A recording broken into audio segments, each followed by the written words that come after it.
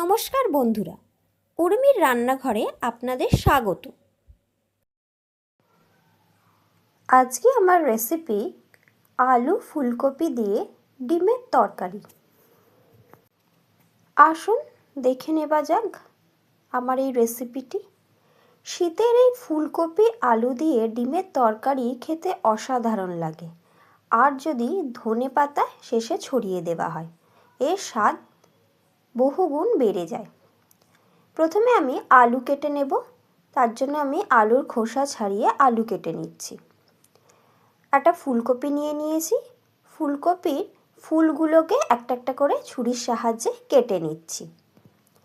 কেটে নিয়ে আলু ফুলকপিগুলো ভালো করে ধুয়ে নেব।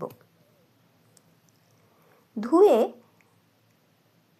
সিদ্ধ করে নেব আলুগুলোকে। কুকারে জল দিয়ে আলু সিদ্ধ বসিয়ে দিয়েছি। আমি এদিকে ডিমও সিদ্ধ বসিয়ে দিয়েছি নুন দিয়ে। ডিম সিদ্ধ হয়ে গেছে।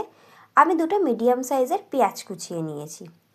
এরপরে কড়াইতে সর্ষের তেল দিয়ে নুন হলুদ দিয়ে ডিমগুলো একে একে ভেজে নেব। তাই ডিমের গাগুলো একটু খুন্তির সাহায্যে আমি চিড়ে দিয়েছি, যাতে করে মশলাগুলো ভালো করে ঢুকে যায়। ডিম লালচে করে আমার ভাজা হয়ে গেছে, তুলে রেখেছি।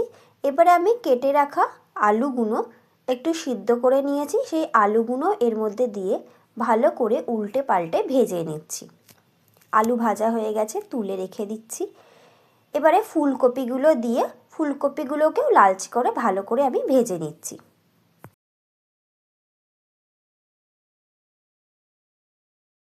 ফুলকপিগুলো ভাজা হয়ে গেছে, এবারে আমি তুলে নেব।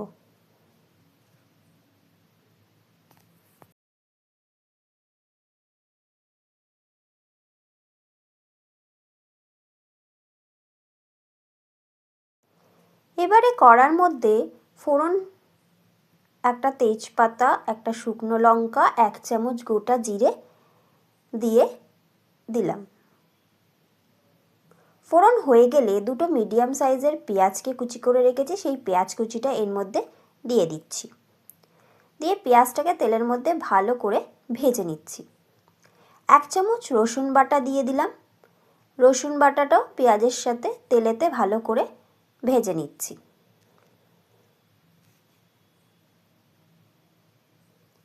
পেঁয়াজ রসুন ভাজা হয়ে গেছে। এবারে আমি 1 চামচ আদা বাটা দিয়ে দিলাম ও 4টে কাঁচা লঙ্কা চিড়ে দিয়ে দিলাম ঝালের জন্য। 2 চামচ টমেটো পিউরি দিয়ে দিলাম। দিয়ে আবারও ভালো করে মশলাটাকে কষিয়ে নিচ্ছি। এবারে কিছু গুঁড়ো মশলা দিয়ে দেব। 1 চামচ জিরে গুঁড়ো, 1 চামচ ধনে গুঁড়ো, হলুদ গুঁড়ো 1 চামচ, কাশ্মীরি লঙ্কার গুঁড়ো রঙের জন্য 1 চামচ,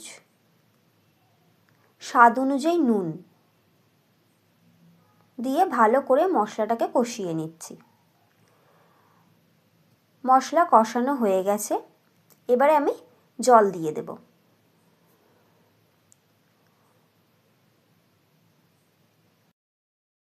এবারে আমি ফুলকপিগুলো এর মধ্যে দিয়ে দিচ্ছি।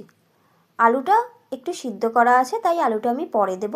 ফুলকপিটা একটু নরম হয়ে যাক, তারপরে আলু দেব। ফুটে গেছে। এবারে আমি স্বাদ অনুযায়ী চিনি দিয়ে দিচ্ছি।